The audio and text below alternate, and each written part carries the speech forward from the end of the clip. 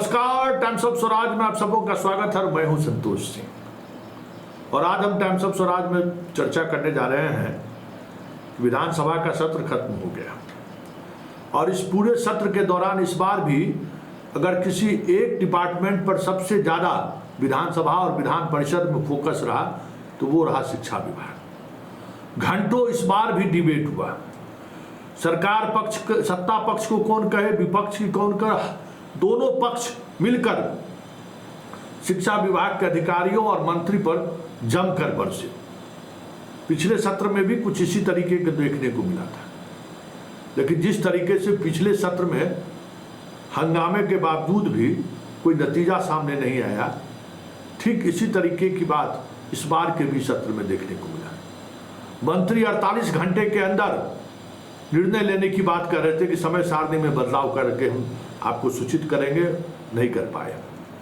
तबादले नीति को लेकर लगातार लोग रगड़ते रहे, स्पष्टता के साथ मंत्री कुछ भी नहीं कह पाए, सिर्फ मानवीय आधार पर चीजें चलेंगी। भ्रष्टाचार के मामले पर जबरदस्त हंगामा हुआ सदन में। जिन खबरों को हम लगातार दिखाते रहे कि किस तरीके से बैग घोटाला, थाली घोटाला, समरसेबुल घोटाला, कितना लूट हुआ पाठक के कार्यकाल में, उसको लेकर जबरदस्त हंगामा हुआ। और उस हंगामे से पहले बिहार विधान परिषद के 1 दर्जन से अधिक सदस्य सभापति को लिखकर ये मांग किया कि आप हमें जांच कमेटी गठित कर दीजिए। हालांकि उस मांग को भी सरकार ने खारिज कर दिया, क्योंकि इन लोगों को उम्मीद थी कि अगर जांच कमेटी सदन के द्वारा गठित कर दिया गया तो के पाठक से हिसाब चुकता किया जा सकता है, उनको बुलाया जा सकता है सदन में। वैसे इससे पहले जब कभी भी किसी अधिकारियों की बुलाने की बात हुई है तो नीतीश के शासनकाल में ऐसा हुआ नहीं है।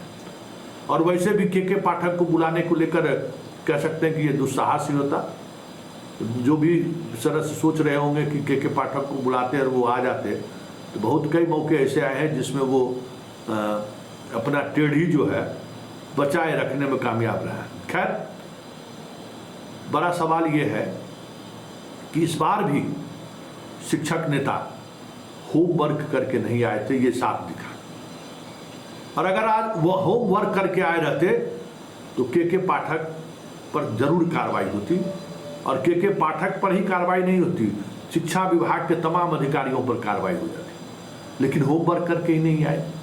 अब बैग सरकार कितने में सप्लाई दिया है, अब कहने लगे 1200-1300 रुपया में। अरे भाई, उसके लिए होमवर्क करते कि कितना, किसी जिला के किसी से पूछ लेते, बता देता कि सरकार 500 रुपया में सप्लाई किया है।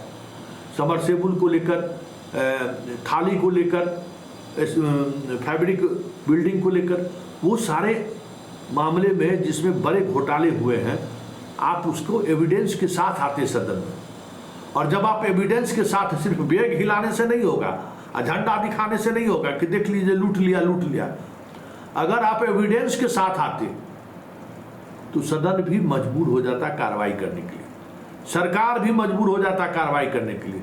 शिक्षा मंत्री को स्पेस नहीं मिलता इस प्रश्न से अपने आप को बचाने का। लेकिन जो होमवर्क करके जो नहीं आए, सिर्फ चिल्लाना है, सदन में हंगामा करना है, सामने वाले को जलील करना है, अगर यही उद्देश्य हो तो फिर बहुत मुश्किल है चीज़ों को संभालना। इसलिए इस बार भी किसी भी फ्रंट पर के पाठक के खिलाफ जितने भी फ्रंट पर इन लोगों ने सवाल खड़े किए, टाइमिंग को लेकर निरस्त, शिक्षकों के तबादले को लेकर स्वैच्छिक निरस्त, बीपीएससी वालों को लेकर भी इन लोगों ने मानवीय पक्ष रखने को कहा, वो भी निरस्त।